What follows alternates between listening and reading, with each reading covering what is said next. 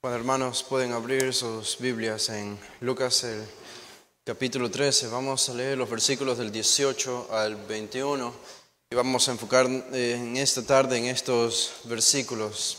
Lucas 13, versículo del 18 al 21. Tenemos dos parábolas del Señor Jesús en medio de todo este capítulo 13 para instruir a sus discípulos acerca del reino de Dios. Y dice el versículo 18: y dijo: ¿a qué es semejante el reino de Dios y con qué lo compararé?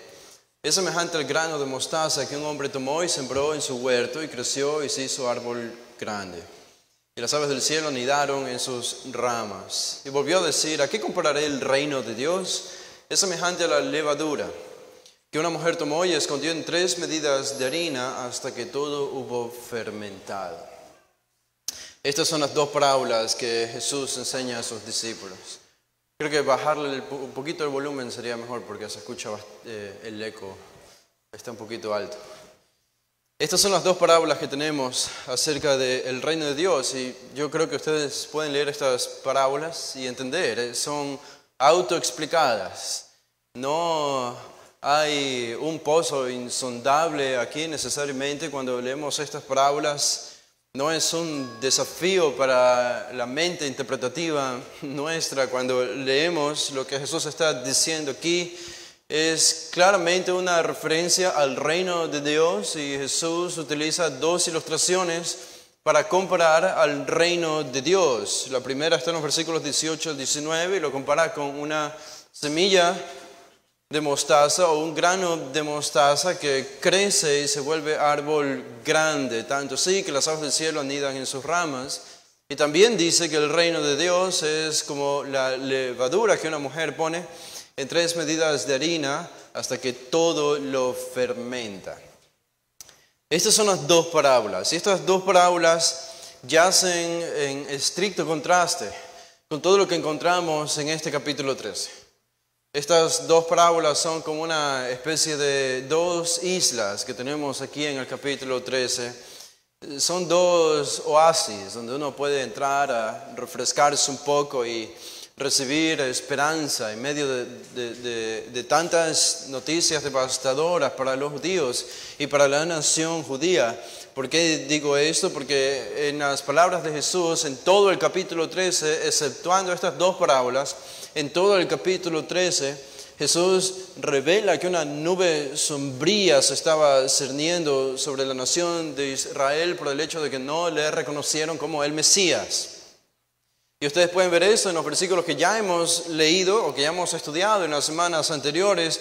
Si ponen su mirada en los versículos del 1 al 17, versículos que ya hemos estudiado, en los primeros 5 versículos Jesús reconoce y revela aquí la falta de arrepentimiento y una falta de comprensión del pueblo de Israel acerca de lo que es el arrepentimiento, algo tan básico para que ellos perteneciesen a Dios. Estaban tan cerca de Dios y tan lejos al mismo tiempo, porque tenían la ley y tenían la religión, pero no tenían el arrepentimiento. Y la parábola de la higuera estéril que también nosotros estudiamos, la parábola infructuosa, esta es una parábola que Jesús enseña para simbolizar al pueblo de Israel y la falta de arrepentimiento del pueblo de Israel. Recuerdan, es una historia inconclusa. Es una historia que no tiene fin o no tiene una conclusión, y es como si Jesús dejase un rayo de esperanza. Al final, el final abrupto de esta parábola comunica esto: si diere fruto, dice el versículo 9, bien, y si no, la cortarás después, el juicio. Pero el tema es triste, porque el tema es de una higuera que ha recibido todo tipo de privilegios y aún así no ha sido capaz de echar un solo fruto. Y este es Israel, es la nación de Israel. Y tenemos los versículos del 10 al 17 que estudiamos la última vez, cuando Jesús está enseñando en esta sinagoga en el día de reposo, y Él contempla a una mujer encorvada con una seria enfermedad ocasionada por un demonio que estaba allí provocando esta enfermedad, y el Señor, ejerciendo su compasión divina, su misericordia divina, sana milagrosamente a esta mujer a los ojos de los religiosos y del pueblo que estaba allí en esta sinagoga ese día. Y la respuesta del jefe de la sinagoga revela una vez más la dureza del corazón de la generación de judíos a la que Jesús se dirigió, y por eso Jesús le llama en el versículo 15, hipócrita, cada uno de vosotros no desata en el día de reposo su buey y su asno en el pesebre y lo lleva a beber, y a esta hija de Abraham que Satanás había atado 18 años, ¿no se le debía desatar de esta ligadura en el día de reposo? Tan opuestos estaban al ministerio de Jesús que ni siquiera podían soportar que Jesús hiciese una muestra pública de su poder divino para satisfacer las necesidades de una mujer que estaba sufriendo tan duramente con esta enfermedad de 18 años. Y lo único que podían ver los religiosos era indignación. Qué falta de amor, qué falta de misericordia, qué falta de conocimiento de Dios.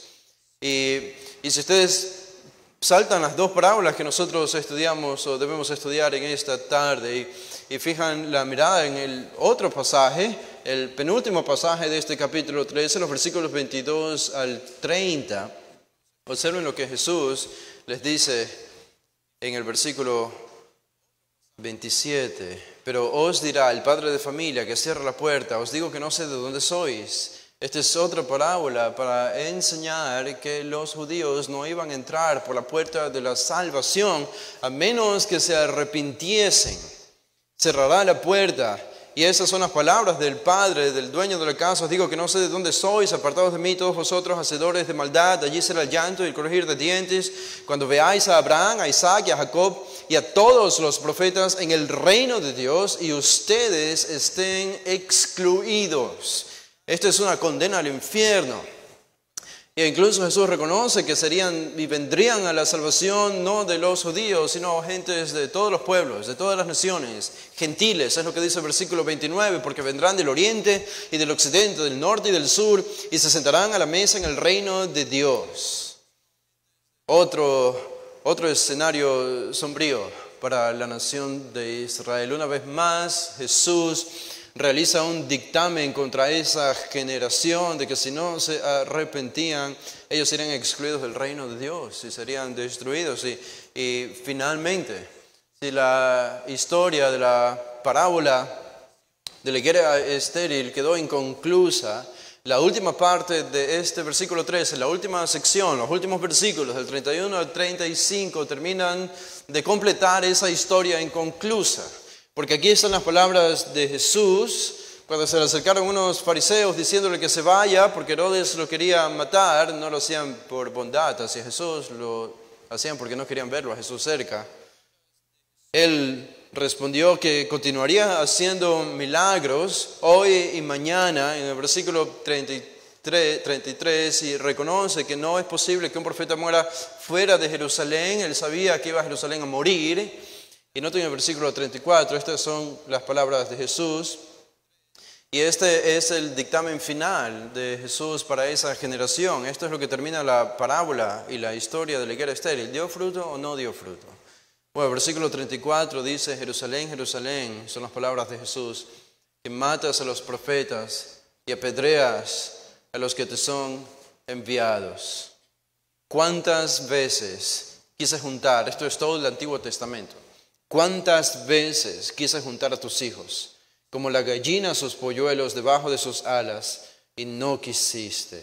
He aquí, noten estas palabras, versículo 35, he aquí, esto es porque va a decir algo importante, por eso introduce el he aquí, vuestra casa os es dejada desierta. ¿Qué significa eso? Casa es la nación de Israel, desierta es el abandono de Dios de Israel. Vuestra casa os es dejada desierta. En otras palabras, no hay más salvación para esta generación. No hay más salvación para esta generación del pueblo de Israel, para estos judíos. Dios ha tomado una determinación, Jesús ha tomado una determinación y es abandonar Israel y dejarla desierta. ¿Hasta cuándo? Dice, y os digo que no me veréis hasta que llegue el tiempo en que digáis, bendito el que viene en nombre del Señor. ¿Cuándo sucederá esto? Al fin del siglo, nosotros sabemos. En la segunda venida de Cristo. Por tanto, este versículo 35 es la culminación de la historia a la pregunta que hacíamos de la higuera estéril. Al final, ¿dio fruto o no dio fruto la higuera estéril? Al final no dio fruto. Y por esta razón Jesús ya decidió en este capítulo 13 abandonar a Israel y no traer más el reino a Israel, sino regresar a su morada celestial, no sin antes haber hecho su sacrificio por nosotros los pecadores. Pero en cuanto a Israel, quedarían endurecidos.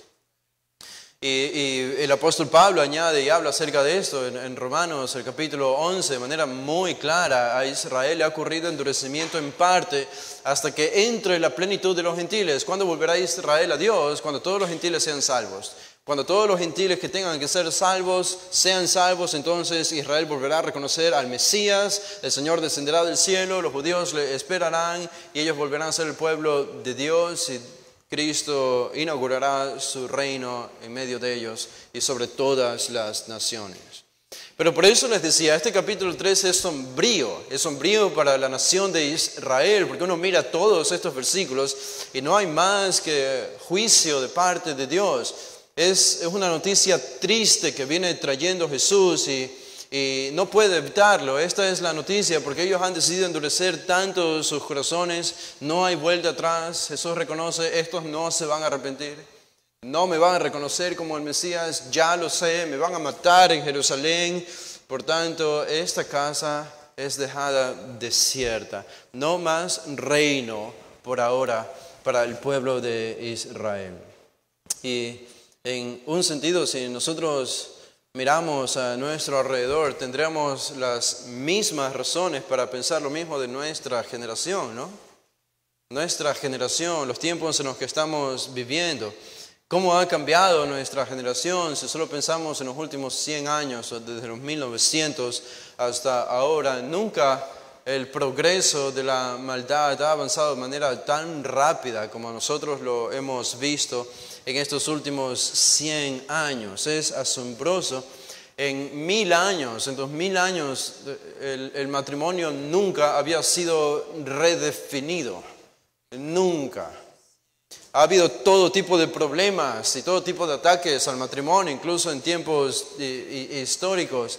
Pero nunca el matrimonio ha sido redefinido. La institución más básica de la sociedad humana diseñada por Dios desde el principio nunca había sido redefinida hasta nuestros tiempos, hasta ahora. Y todo comenzó desde los 1900 en adelante. Hemos comenzado a ver este declive moral en nuestra sociedad. Y a algunos les podría sorprender el hecho de que todo comenzó con la simple pregunta de las personas, de las familias, haciendo la pregunta acerca del control de la natalidad. Muchos comenzaron a principios de los 1900 haciéndose esa pregunta. Si es apropiado, si es moralmente correcto planificar para tener hijos o no. Esta fue la primera pregunta que asomó en esta centuria, en los 1900, en el siglo XX. Y allí ya comenzamos a ver rastros de la autonomía del hombre y cómo querían despegarse o deshacerse de los principios bíblicos. Esta pregunta, sin embargo, y este camino no halló mucho fruto porque la sociedad era muy conservadora todavía y la sociedad en el occidente era muy cristiana todavía, con principios muy cristianos, y la respuesta de todos, casi la mayoría, fue que nosotros debemos tener hijos porque esa es la voluntad de Dios. Eso es lo que se creía antes, ya no se cree eso. Pero eso es lo que se creía antes. Después de esto, en los 1900 llegó el feminismo, que comenzó a destruir y a socavar el matrimonio. Una mujer feminista, ya en los 1900, esto es en el siglo XX, ella dijo que la mujer en el estado actual en el que vivían en los 1900, estaban viviendo en comparación como los nazis tenían a los judíos en campos de concentración.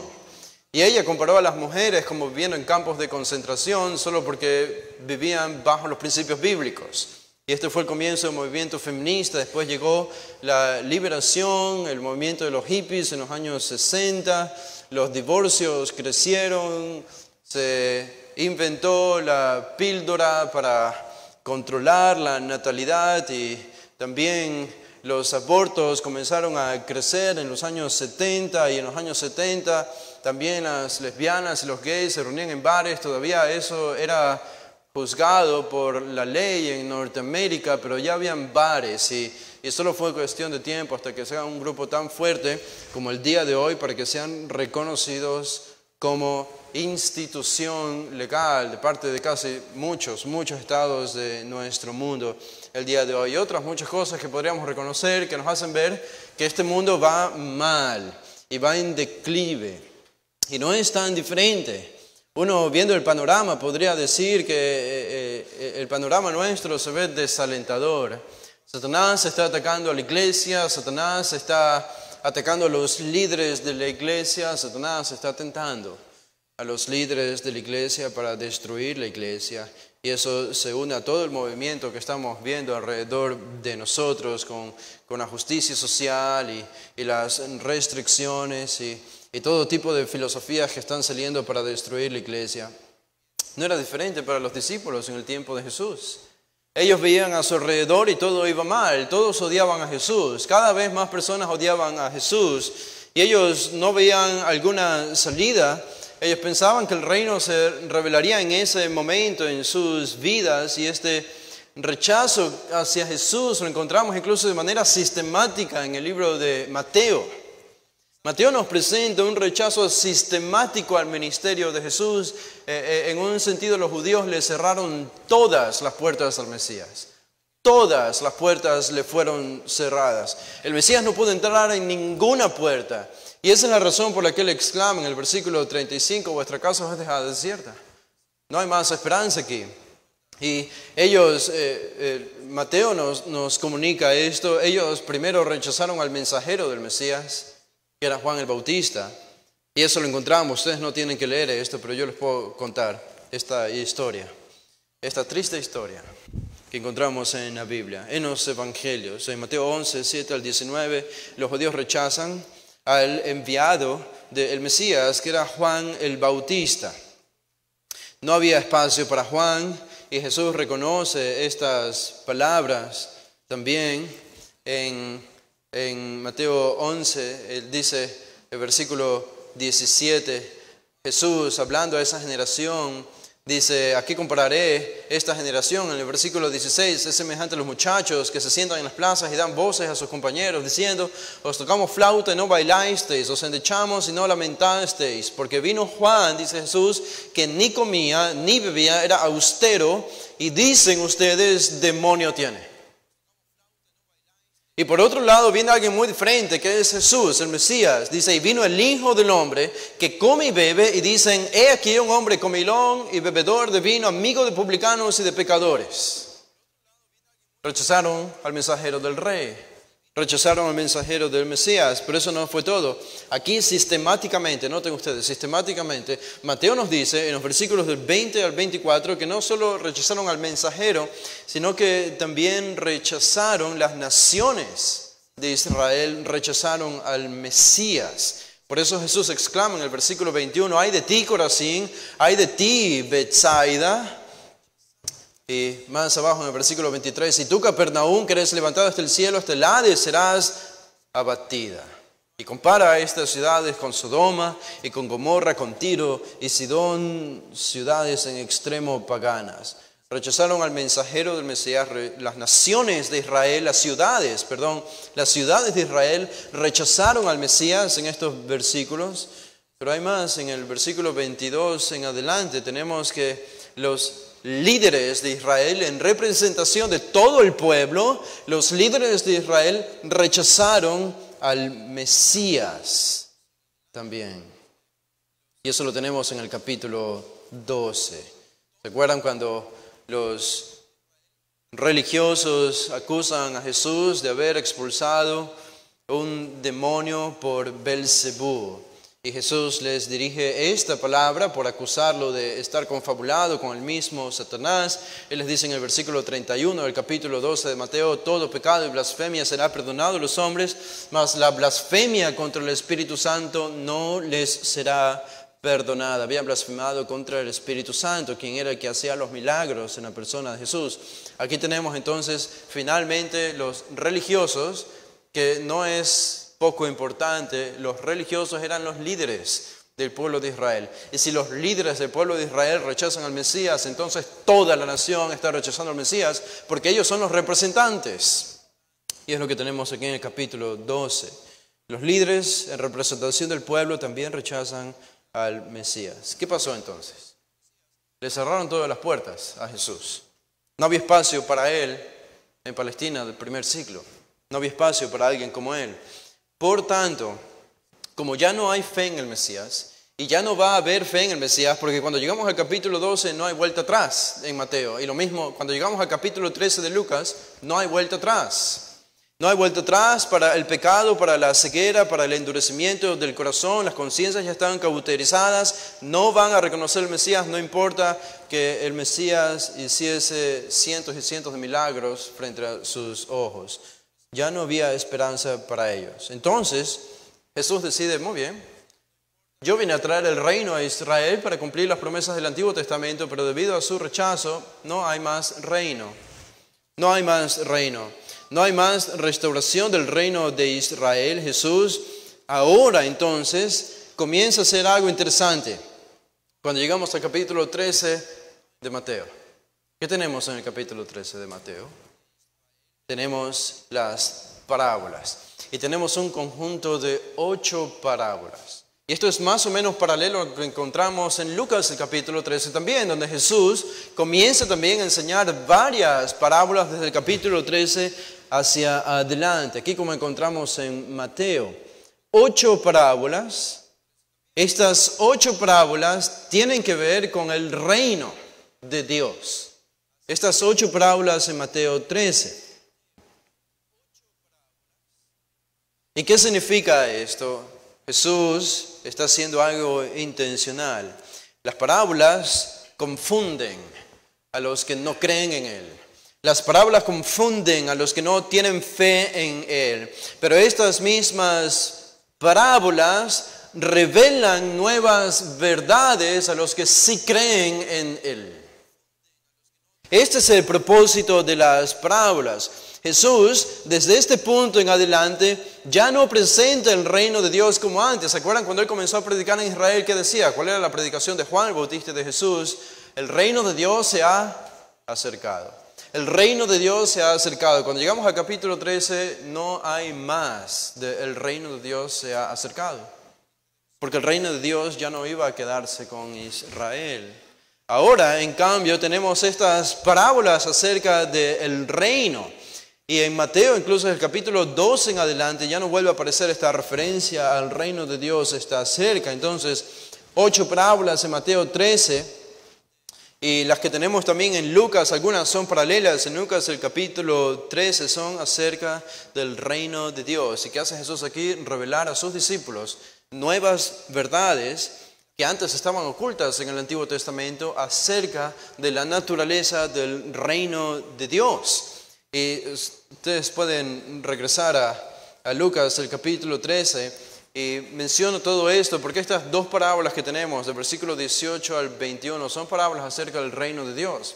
Y decía, en medio de un escenario sombrío, como es el rechazo y todo lo que Jesús dice en el capítulo 13, estas 2 parábolas ofrecen esperanza. Estas 2 parábolas ofrecen un rayo de luz para los seguidores, los verdaderos seguidores de Jesús, porque aquí Jesús revela algo nuevo y algo diferente y algo que nadie sabía y que los judíos que no creían en Él no podían entender y nunca lo entendieron, solamente sus discípulos. Y es aquí donde nosotros debemos detenernos un momento y pensar en esta maravillosa frase que es el reino de Dios. El reino de Dios. Debemos pensar acerca del reino de Dios, porque este es un tema que ha sido ignorado por los cristianos. Pienso que el cristiano promedio, si alguien le haría la pregunta, ¿qué es el reino de Dios? La gran mayoría, pienso, de alguna manera respondería a esta pregunta de forma incorrecta. ¿Qué es el reino de Dios?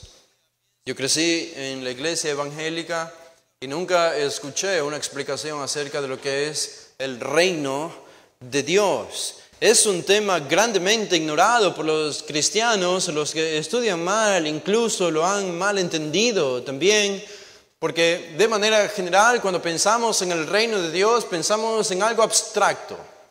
En algo demasiado espiritualizado. ¿Qué es el reino de Dios? Algunos dirían, los liberales decían en el siglo XX, el reino de Dios es el gobierno de Dios en los corazones de los creyentes.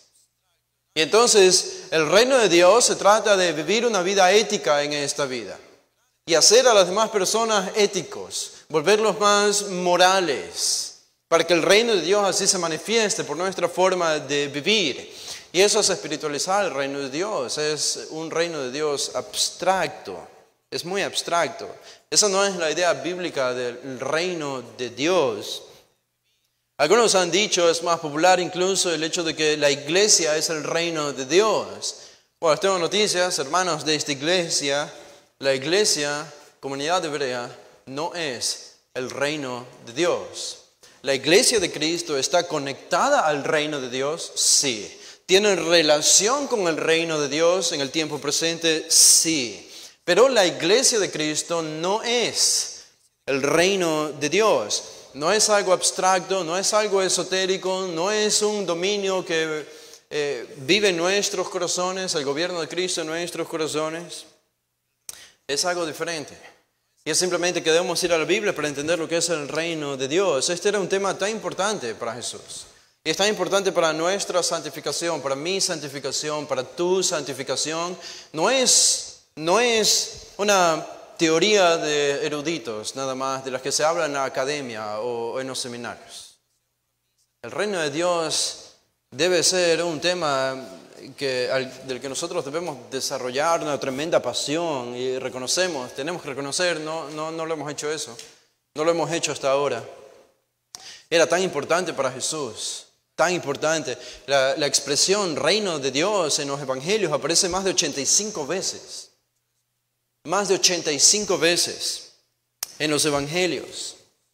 Jesús vino predicando el reino de Dios se ha acercado. Juan el Bautista vino predicando el reino de Dios. Cuando Jesús envió a los 12, los envió a predicar el reino de Dios. Jesús mismo dice en Mateo 24:14, Él le llama el evangelio del reino. El evangelio del reino. Pablo mismo tenía la misma práctica y él hablaba y convencía a la gente acerca del reino de Dios, nos dice Lucas en Hechos 19. Él convencía a la gente acerca del reino de Dios. Y encontramos a todos los autores casi de la Biblia hablando de alguna u otra manera del concepto del reino de Dios. Era tan importante que es tan importante este tema, que es el tema que puede hacer levantar nuestra cabeza en tiempos de decepción.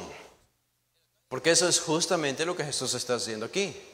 Los discípulos probablemente están decepcionados, están algo confundidos, las cosas no van como ellos esperaban. Jesús no está teniendo popularidad y cada vez lo odian más. ¿A dónde nos va a dejar esto? Pensaban los discípulos. Entonces Jesús comienza a hablar acerca del reino de Dios. El reino de Dios podía levantar sus cabezas. Es lo que los cristianos tanto necesitamos entender, pero tanto hemos ignorado al mismo tiempo. El tema del reino de Dios es lo que te santifica para enfrentar un cáncer terminal. Cualquier tribulación en tu vida, entender el hecho de que tú entiendas que es el reino de Dios es lo que nos santifica, lo que nos levanta, lo que nos da esperanza. Jesús dijo, somos llamados a buscar primeramente el reino de Dios y su justicia. ¿Puede haber algo más prioritario? Hacemos la pregunta en la vida de un cristiano.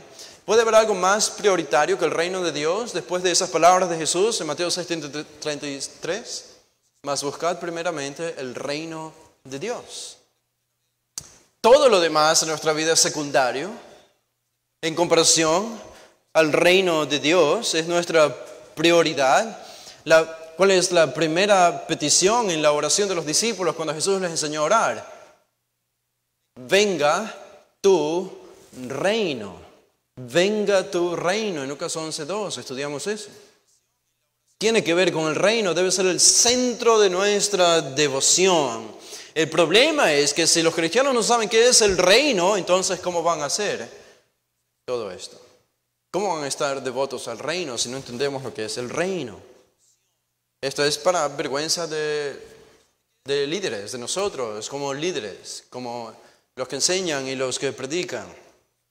Ahora, para que esto tenga más peso y no piensen que lo estoy inventando, MacArthur dijo lo siguiente: no escuchamos lo suficiente, no pensamos lo suficiente, ni hablamos lo suficiente sobre el reino. Pero viene. Y el espíritu general de apatía que rodea el tema del reino es para detrimento de nuestra salud espiritual y nuestra santificación. Es lo que dice MacArthur. Este es el tema central de toda la Escritura. Y es el tema que unifica a toda la Escritura. El tema del reino está por encima incluso de los pactos que Dios hace con el pueblo de Israel en el Antiguo Testamento. Está por encima de cualquier otro tema. Es el reino de Dios. Ahora hacemos la pregunta entonces: ¿qué es el reino de Dios? ¿Qué es el reino de Dios? ¿Cuáles son sus componentes? Bueno, el reino de Dios es la esfera donde Él domina o gobierna. Eso es el reino de Dios. Es la esfera, el ámbito donde Él domina y gobierna. Un reino, hablamos de los componentes del reino. Un reino no puede existir si no hay un rey. Un reino no puede existir si no hay súbditos. Y un reino no puede existir si esos súbditos no existen o conviven en un ámbito, en un reino. Por tanto, cuando hablamos del reino de Dios, estamos reconociendo que tienen que haber estos tres componentes por lo menos. Estamos hablando de que debe haber un rey que gobierna, tiene que haber súbditos que se sujetan a este rey, y tiene que haber un reino, que es el ámbito en el cual viven los súbditos de este rey y el rey los gobierna. Hablamos entonces de tierra. Hablamos de un reino. No puede existir un reino sin una tierra. No hay tal cosa. Decimos de manera general, en un sentido, Dios gobierna y Dios reina en el universo, sí. Pero hay otro aspecto del reino de Dios que se manifiesta aquí en la tierra. Y que no sé ustedes, pero yo cuando veo alrededor y veo cómo están las cosas en el mundo, no veo que el reino de Dios se haya inaugurado alrededor de nosotros. No veo que el reino de Dios se haya inaugurado. Ahora, déjenme hacer algo con ustedes. Esto va a ser un poco más teológico. Esto es algo, pienso yo, puede ser coincidencia o no, pero justo en estas clases de LAPEX que tenemos la clase pasada y la que vamos a tener esta próxima semana, vamos a entrar al tema, o si no ya entramos al tema acerca del reino de Dios. El reino de Dios. ¿Y por qué estamos hablando de esto? Porque Jesús habla de esto en estas dos parábolas. Y porque es un tema que no es conocido o es grandemente ignorado. Hay escepticismo acerca del reino de Dios. Pero yo quiero mostrarles algo en algunos pasajes de la Escritura. Vamos a utilizar la Biblia. Y no es una amenaza. Solamente les estoy advirtiendo o avisando para que ustedes estén preparados a utilizar la Biblia. Pero vamos a hacer un recorrido por toda la Biblia y obviamente vamos a tener que dejar fuera tantos pasajes de la Biblia. Tantos pasajes de la Biblia que hablan acerca del reino de Dios.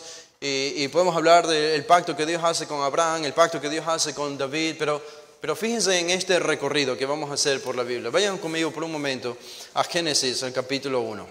Vean lo penetrante que es el tema del reino de Dios y no se preocupen, vamos a llegar a las parábolas, vamos a llegar al capítulo 13 de Lucas, pero no sin antes entender qué es el reino de Dios. Necesitamos este contexto.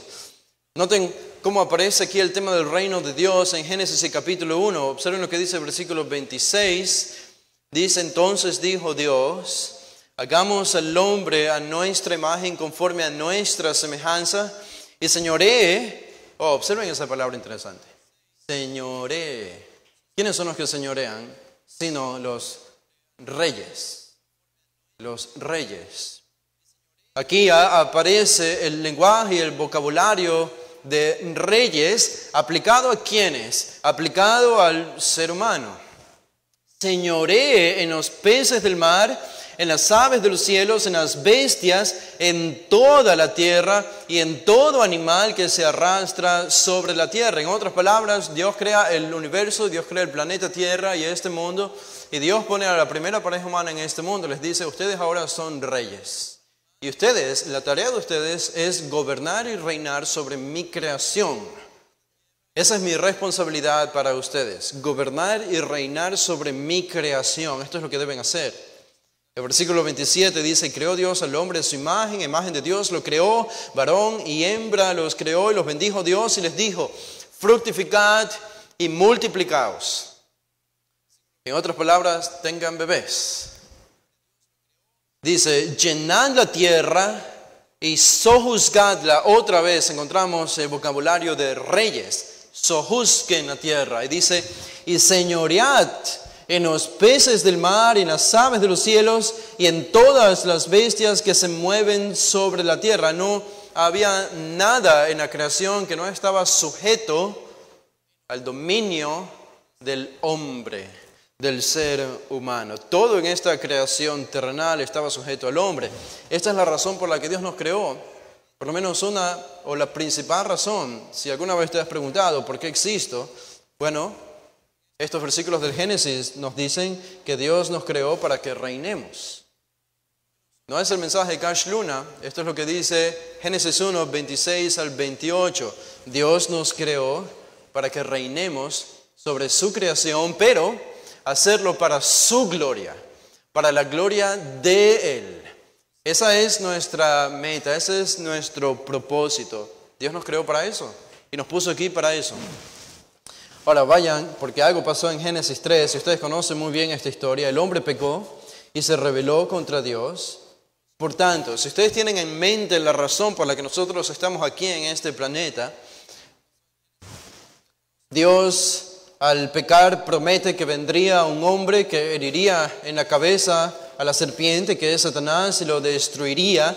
Y noten las palabras de Dios al hombre por haber pecado en el versículo 17 de Génesis 3. Génesis 3, 17 dice, y al hombre dijo, por cuanto obedeciste la voz de tu mujer y comiste del árbol de que te mandé diciendo, no comerás de él, dice, maldita será la tierra por tu causa. Noten, el castigo de Dios al hombre tiene que ver con el propósito por el cual él había sido creado. ¿Por qué propósito fue creado el hombre? Para gobernar sobre la tierra. Ahora, ¿cuál es el castigo que Dios impone al hombre por haberse rebelado contra él? Es que él no va a poder gobernar la tierra. Porque la tierra ahora se va a rebelar contra el gobierno del hombre. Es lo que dice el versículo 17. Maldita será la tierra por tu causa, con dolor comerás de ella todos los días de tu vida. Espinos y cardos te producirá y comerás plantas del campo, con el sudor de tu rostro comerás el pan hasta que vuelvas a la tierra, porque de ella fuiste tomado, pues polvo eres y al polvo volverás. En otras palabras, la tierra no solamente se va a rebelar contra ti, la tierra te va a terminar tragando. Porque vas a ser consumido en polvo y vas a ser enterrado y la tierra te va a tragar, se va a rebelar contra ti. Y uno puede pensar después de leer estas palabras, entonces el plan original, el diseño original de Dios fracasó de poner al hombre para reinar sobre la tierra. Después del pecado vemos que el hombre no ha sido capaz, pero aún así encontramos algo interesante. En Génesis el capítulo 8, cuando Dios decide destruir el mundo con el diluvio, salvando solamente a Noé y su familia, 8 personas más los animales, observen lo que dice. Dios recibe una ofrenda de parte de Noé al final del capítulo 8 y observen lo que Dios le promete a Noé cuando Dios recibe esto como un olor grato, esta ofrenda de Noé después del diluvio. Dice el versículo 21, y percibió Jehová olor grato, y dijo Jehová en su corazón, Génesis 8, 21, no volveré más a maldecir la tierra por causa del hombre, porque el intento del corazón del hombre es malo desde su juventud, ni volveré más a destruir todo ser viviente como he hecho. Mientras la tierra permanezca, no cesarán la sementera y la siega, el frío y el calor, el verano y el invierno, y el día y la noche. ¿Qué pasó en el diluvio? En el diluvio, las verdades que encontramos, las estaciones que encontramos y que hacen esta vida en la tierra organizada, esta estructura en la tierra que hace posible nuestra vida aquí, fue interrumpida en el diluvio. Y por eso todo pereció. Pero ahora Dios está prometiendo, voy a garantizar las temporadas, voy a garantizar el calor y el frío, el verano y el invierno, el día y la noche. Todo tiene que ver con la tierra. Y Dios está diciendo, voy a garantizar que la tierra va a continuar su curso sin interrupciones. Ahora, observen el capítulo 9, versículo 1. Dice, bendijo Dios a Noé y a sus hijos y les dijo, fructificad y multiplicaos y llenad la tierra. Es decir, Dios repite el mismo mandato que dio a Adán y Eva. Y esto es después del pecado. Noten el versículo 2. El temor y el miedo de vosotros estarán sobre todo animal de la tierra y sobre toda ave de los cielos, en todo lo que se mueva sobre la tierra y en todos los peces del mar. En vuestra mano son entregados todo lo que se mueve y vive. Os será para mantenimiento, así como las legumbres y plantas verdes, os lo he dado todo. Por eso no me creo las mentiras del cambio climático, ¿no? Por lo que Dios dice aquí en estos versículos. Es tan claro. Y Dios aquí está garantizando el hombre, a pesar del pecado, a pesar de la caída en Génesis 3, sigue teniendo el mismo propósito original: gobernar y reinar sobre la creación. Ahora una creación diferente, porque ahora la creación se rebela contra nosotros. Pero el propósito continúa a pesar del pecado. El propósito continúa. Ahora, vayan conmigo, demos un salto, y estamos ignorando tantos versículos y pasajes allí, pero por cuestión del tiempo, vayan al Salmo número 8. El Salmo número 8. Y observen lo que dice aquí el salmista, importante pasaje para este propósito. Recuerden que el hombre fue puesto aquí para gobernar y para reinar la tierra, que es la creación de Dios. El plan se vio interrumpido por el pecado, pero Dios reitera esa promesa y ese propósito de reinar a Noé, por efecto a toda la raza humana de nuevo. Y llegamos a este Salmo número 8, y dice versículo 4, cuando el salmista David contempla la creación de Dios, dice versículo 3, dice versículo 4, digo, ¿qué es el hombre para que tengas de él memoria? ¿Y el hijo del hombre para que lo visites? Le has hecho poco menor que los ángeles y lo coronaste de gloria y de honra. Le hiciste señorear, otra vez el lenguaje de reyes, le hiciste señorear sobre las obras de tus manos. Todo lo pusiste debajo de sus pies. Es importante porque el salmista, después de muchos años de la caída de Génesis 3, sigue reiterando la Biblia este mismo propósito. Dios ha puesto todo debajo de nuestros pies. Dice versículo 7, ovejas y bueyes, todo ello, y asimismo las bestias del campo, las aves de los cielos y los peces del mar, todo cuanto pasa por los senderos del mar. Todo ha sido puesto bajo el dominio del hombre, toda la creación. Este Salmo 8 es importante porque reitera casi en la mitad de la revelación del Antiguo Testamento la promesa o el diseño original, el propósito original de Dios para el hombre, que es reinar. Pero el reino se vio interrumpido por el pecado en Génesis 3. Y nosotros, los hombres, no fuimos capaces y no hemos sido capaces de reinar como Dios tuvo la intención de que reinásemos desde el principio, debido a nuestro pecado y a la maldición de la tierra que se revela contra nosotros. Hemos fallado, seguimos fallando, aún así tenemos ese propósito. Ahora vayan conmigo a Hebreos, al libro de Hebreos, el capítulo 2. Hebreos, el capítulo 2. Otra vez, encontramos una cita del autor a los Hebreos del pasaje que nosotros acabamos de leer. Dice el versículo 5, Hebreos 2:5. Dice, porque no sujetó a los ángeles en el mundo venidero, acerca del cual estamos hablando. Versículo 6, pero alguien testificó en cierto lugar, este es David en el Salmo 8. Alguien testificó en cierto lugar diciendo, ¿qué es el hombre para que te acuerdes de él? ¿O el hijo del hombre para que le visites? Le hiciste un poco menor que los ángeles, le coronaste de gloria y de honra y le pusiste sobre las obras de tus manos, todo lo sujetaste bajo sus pies. Alguien podría decir, bueno, la cuestión esta de reinar sobre la tierra solo era del Antiguo Testamento. Pero aquí tenemos un pasaje del Nuevo Testamento que reitera el mismo propósito para el hombre. Coronados de gloria y de honra sobre toda la creación de Dios, todo bajo nuestros pies. Dice al final del versículo 8, porque en cuanto le sujetó todas las cosas, nada dejó que no sea sujeto a Él. Está hablando del hombre, del ser humano, todavía no habla de Cristo. Está hablando del hombre, de nosotros. Pero todavía no vemos que todas las cosas le sean sujetas. Aquí está la verdad.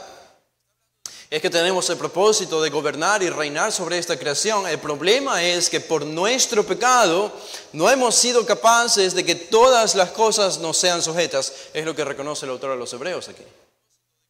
La revelación de la creación contra nosotros, la rebelión, de la creación contra nosotros hace que no podamos subyugarla completamente como Dios tuvo la intención desde un principio. Y eso crea un problema para nosotros. Entonces, ¿cuándo seremos capaces finalmente de cumplir nuestro propósito como seres humanos aquí en la tierra, de subyugar perfectamente para la gloria de Dios a esta creación? Bueno, vayan conmigo a 1 Corintios. 1 Corintios, el capítulo 15. Observen lo que dice Pablo aquí, hablando acerca de la resurrección. El capítulo 15 trata acerca de la resurrección de los muertos, de los creyentes. Y observen el versículo 22. 1 Corintios 15, 22. Dice, porque así como en Adán todos mueren, también en Cristo todos serán vivificados. Y Pablo nos da el orden de la resurrección. Dice el versículo 23, pero cada uno en su debido orden. Cristo las primicias, Él fue el primero en resucitar. Cristo las primicias. Luego los que son de Cristo en su venida. Versículo 24, luego de esto, el fin. Cuando entregue el reino al Dios y Padre. Cuando haya suprimido todo dominio. Ahora podemos entender. ¿Quién va a hacer que esto suceda finalmente? ¿Quién va a hacer que nuestro propósito aquí en la tierra finalmente llegue a su cumplimiento perfecto? Aquí Pablo nos dice que cuando Cristo entregue el reino al Dios y Padre, cuando haya suprimido todo dominio, toda autoridad y potencia, dice el versículo 25, porque preciso es que Él reine hasta que haya puesto a todos sus enemigos debajo de sus pies. ¿Le suena familiar esa frase? ¿Todos sus enemigos debajo de sus pies? Es lo que el Antiguo y el Nuevo Testamento afirma acerca del hombre, de nosotros. Que Dios, ¿se acuerdan? Puso todo debajo de nuestros pies. Debajo de nuestro dominio. Pero por el pecado no hemos sido capaces de hacerlo. Pero aquí tenemos al hombre Jesús. Al hombre Dios, Jesús, que viene a hacer lo que ninguno de nosotros pudo hacer. Subyugar a la creación, a la perfección para la gloria del Padre. El versículo 27 añade Pablo y dice, porque todas las cosas las sujetó debajo de sus pies. Todas las cosas las sujetó debajo de sus pies. Y el versículo 28, pero luego que todas las cosas le estén sujetas. Nadie puede dudar que este es un énfasis de Pablo. Todo va a ser sujeto bajo los pies del hombre Dios que es Jesucristo. Y en Él nosotros también. Hasta que Él mismo se sujetará, el mismo Hijo se sujetará al que sujetó a Él todas las cosas para que Dios sea todo en todos. Entonces sabemos que al final del siglo, después de nuestra resurrección, cuando Cristo regrese por segunda vez en el reino milenario y en el reino eterno, Él subyugará a toda la creación y a todas las naciones y nosotros junto a Él. Y finalmente cumpliremos el propósito por el cual tú y yo fuimos creados, que es ser vicerregentes de Dios en esta creación. Y terminamos con esto, si avanzan hasta Apocalipsis, el capítulo 20. ¿Cómo se cumplirá esto? Apocalipsis 20, el versículo 4 dice, Juan, previo al reino milenario de Jesús, dice, vi tronos y se sentaron sobre ellos los que recibieron facultad de juzgar, y vi las almas de los decapitados por causa del testimonio de Jesús y por la palabra de Dios, los que no habían adorado a la bestia ni a su imagen y que no recibieron la marca en sus frentes ni en sus manos, y vivieron y reinaron con Cristo 1000 años. Pero los otros muertos no volvieron a vivir hasta que se cumplieron 1000 años. Esta es la primera resurrección. Este es el reino de los creyentes junto a Cristo por 1000 años. Y observen el capítulo 22, el versículo 5. Esto no es el reino milenario ya, esto es el estado eterno, esto es el cielo. Esto es el cielo, o lo que nosotros pensamos que es el cielo. Esto es, dice capítulo 22, versículo 5, no habrá allí más noche, y no tienen necesidad de luz de lámpara, ni de luz del sol, porque Dios el Señor los iluminará. ¿Y qué dice que haremos por el resto de la eternidad? Y reinarán por los siglos de los siglos. Fuimos creados para reinar en Génesis 1. Y vamos a reinar los que pertenecemos a Cristo en el fin del siglo, no solo por 1000 años, sino por el resto de la eternidad. En un reino que tiene un rey, en un reino que tiene súbditos y en un reino que tiene una tierra que es gobernada y reinada literal. Allí estaremos nosotros reinando junto a Él. Este es el programa del reino de Dios en toda la Biblia.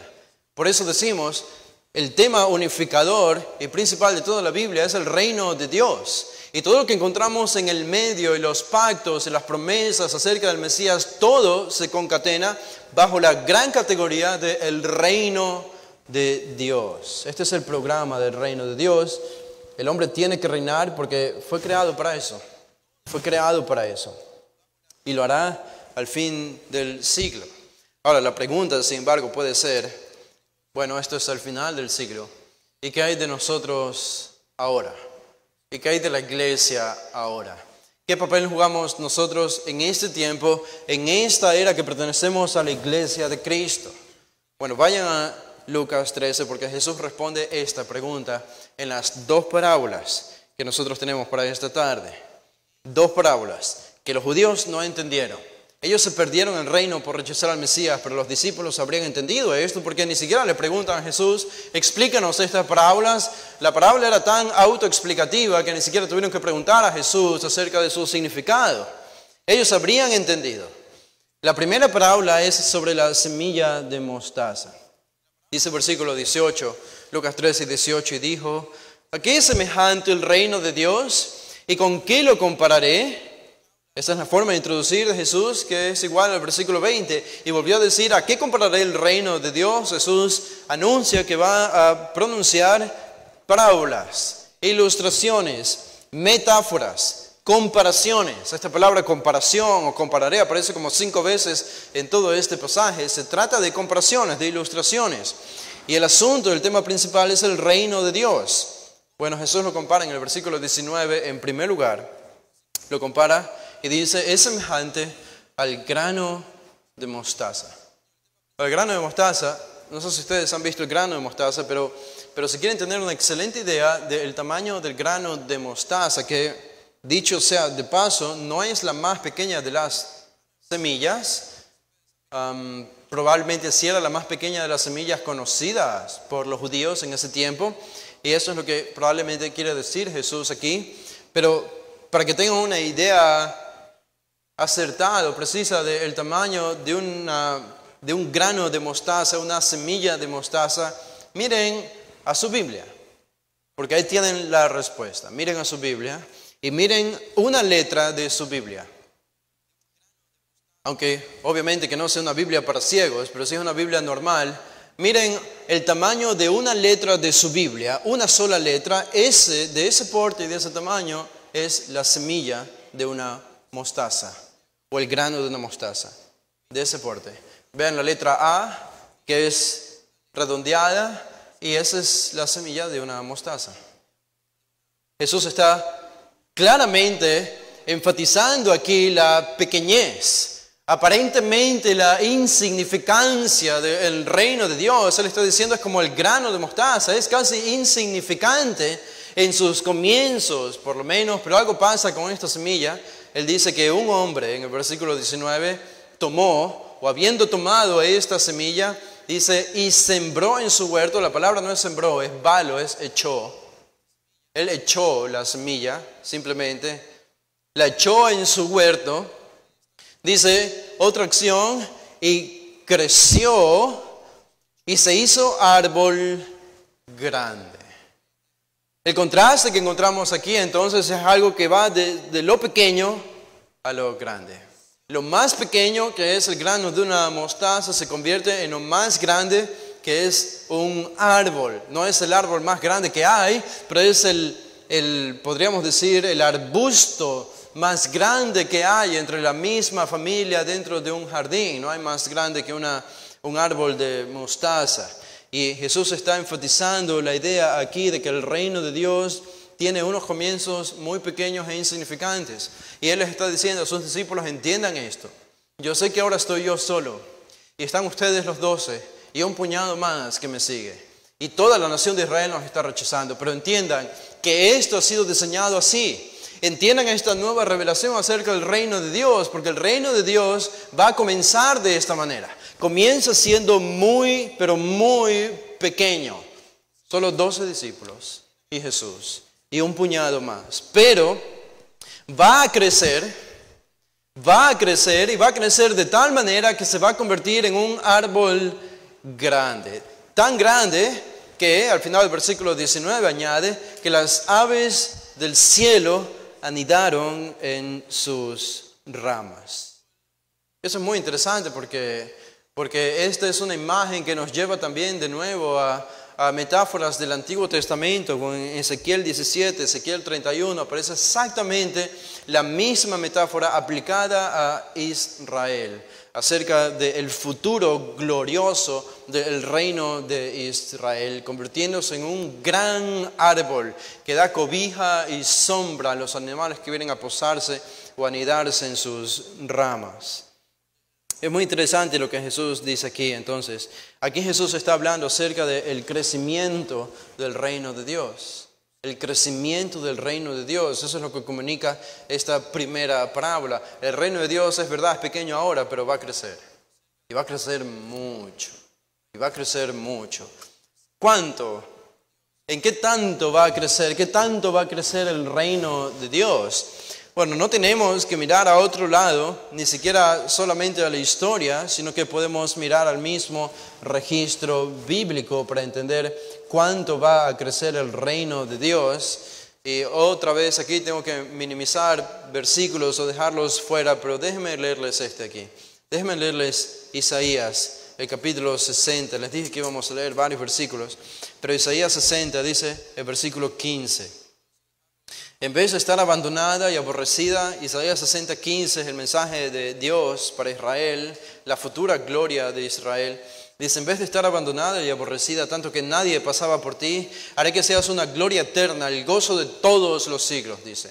Y mamarás la leche de las naciones, el pecho de los reyes mamarás y conocerás que yo Jehová soy el Salvador tuyo y Redentor tuyo, el fuerte de Jacob. En vez de bronce traeré oro, y por hierro plata, y por madera bronce, y en lugar de piedras hierro, y pondré paz por tu tributo, y justicia por tus opresores. Nunca más oirá en tu tierra violencia, destrucción y quebrantamiento en tu territorio, sino que a tus muros llamarán salvación, y a tus puertas alabanza. El sol nunca más te servirá de luz para el día, ni el resplandor de la luna te alumbrará, sino que Jehová te será por luz perpetua, y el Dios tuyo por tu gloria. No se pondrá jamás tu sol, ni menguará tu luna, porque Jehová te será por luz perpetua, y los días de tu luto serán acabados, y tu pueblo, todos ellos serán justos. Para siempre heredarán la tierra, renuevos de mi plantilla, obra de mis manos, para glorificarme.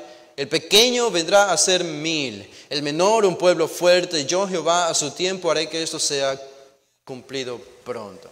En otras palabras, todo lo que revela aquí, lo que podríamos leer en otros pasajes del Antiguo Testamento acerca del futuro reino que Dios va a inaugurar en ese futuro, en el fin del siglo, entendemos por eso que El reino va a crecer tanto que se va a expandir por todos los rincones de este mundo. Todos los rincones de este mundo.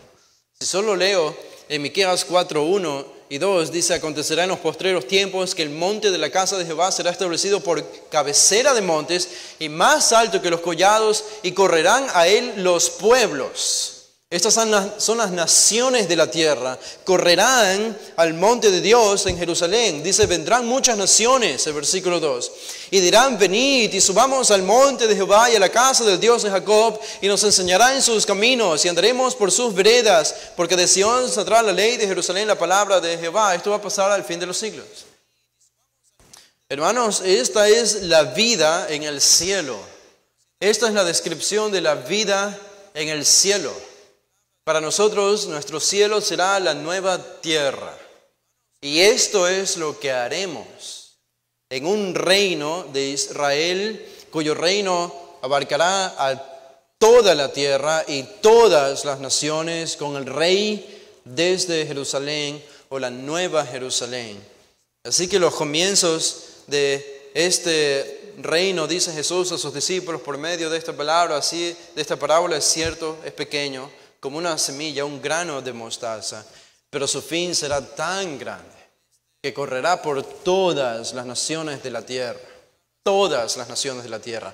No sé ustedes, pero yo prefiero pertenecer a este equipo, de los que comienzan pequeños, pero terminan gobernando toda la creación de este mundo. ¿Y cómo se ve eso ahora? ¿Cómo se ve eso ahora? Bueno, decía al principio, yo pienso que la iglesia no es el reino de Dios. La iglesia no es el reino de Dios, pero la iglesia está conectada al reino de Dios. Y algo que Jesús revela aquí es que por medio de la iglesia, el reino de Dios continúa sumando miembros y súbditos para ese reino final cuando Cristo venga. ¿Qué pasa en la iglesia entonces? Por medio de la predicación del evangelio del reino, como enseñó Jesús, cuando la gente se arrepiente y se convierte, hemos ganado un miembro más para el futuro reino de Cristo que va a posarse aquí en la tierra y por el resto de la eternidad. Y eso lo encontramos y Jesús prevé eso aquí. Y los discípulos pudieron ver esto. En Hechos 2 se convirtieron 3,000 personas. Más adelante, Hechos 4, se convirtieron 5,000 personas al evangelio. En total tenemos 8,000 nuevos miembros para el reino de Dios, 8,000 nuevos gobernantes para el futuro reino de Dios sobre esta tierra por el resto de la eternidad.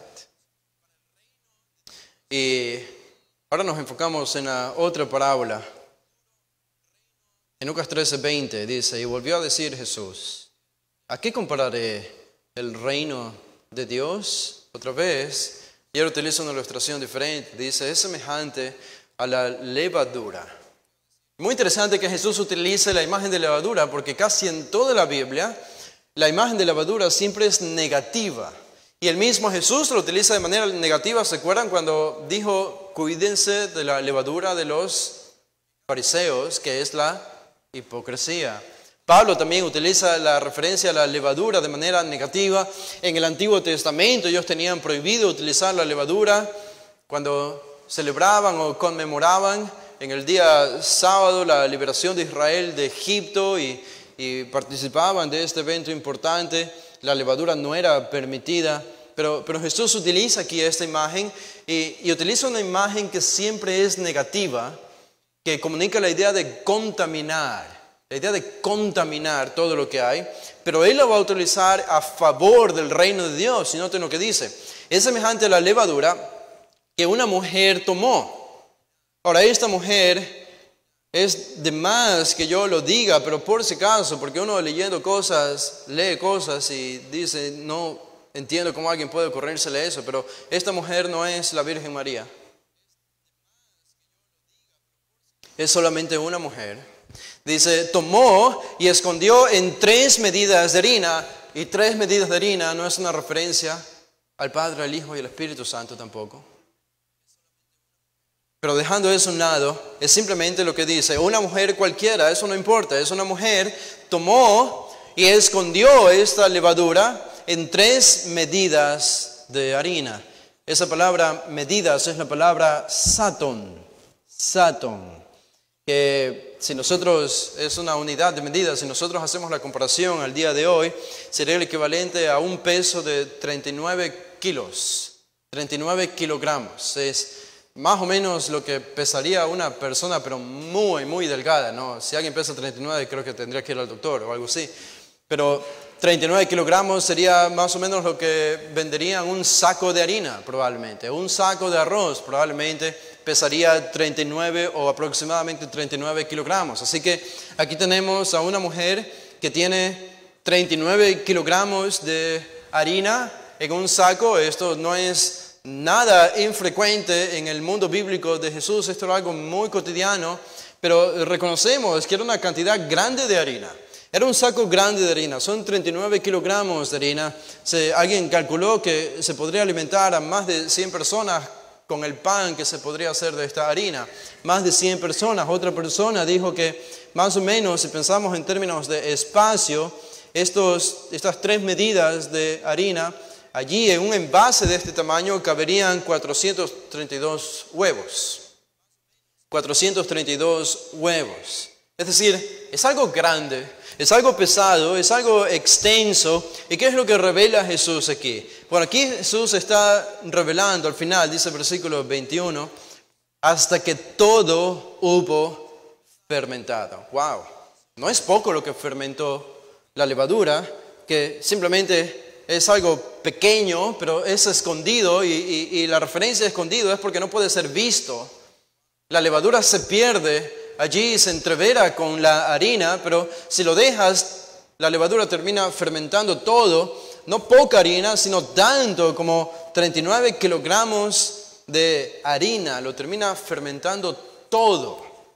¿Cuál es la idea aquí? La idea, Jesús dice, así es el reino de Dios. Así es el reino de Dios. Esto no fue revelado en el Antiguo Testamento, ellos no sabían esto. Pero Él está diciendo que esta es la forma en la que el reino de Dios se extiende, casi hablando de la omnipresencia del reino de Dios. Esta es la invasión del reino de Dios en este planeta. El reino de Dios comienza muy pequeño, pero lo impregna todo. Y no hay nada que no vaya a tocar el reino de Dios. Por tanto, tenemos las dos ideas aquí, la idea del crecimiento del reino de Dios y la idea de la impregnación del reino de Dios. Es la ubicuidad, la idea de que parece que el reino de Dios está en todos lados. Está al principio en un solo lugar, pero termina estando en todos lados y lo termina impactando y conquistando todo. Es lo que Jesús enseña aquí. Y nosotros, como iglesia, estamos añadiendo miembros a este reino final, físico, terrenal y político que Cristo viene a traer en el fin de los siglos por medio de nuestra predicación del Evangelio. Pero por ahora el reino no va a venir. Por ahora el reino es este reino que encontramos. Es este reino que funciona de manera invisible, que solamente ahora estamos ganando súbditos para este reino en la era de la iglesia. Esto es lo que hace la iglesia. Pero cuando Cristo llegue, entonces inaugurará su reino terrenal y nosotros finalmente reinaremos con Él. Esto es lo que Jesús enseña a sus discípulos. Y esta es la gran verdad acerca del reino de Dios que debió haberles llenado de esperanza, ¿no? ¿No creen ustedes? Viendo que todo iba mal con Jesús y viendo que todos estaban odiando a Jesús y que lo iban a matar pronto, Jesús ya se los había advertido. Jesús les muestra estas dos parábolas que son un gran rayo de esperanza en medio de un pasaje tan sombrío y triste para la nación de Israel. Les dice, este solo es el comienzo. Este solo es el comienzo.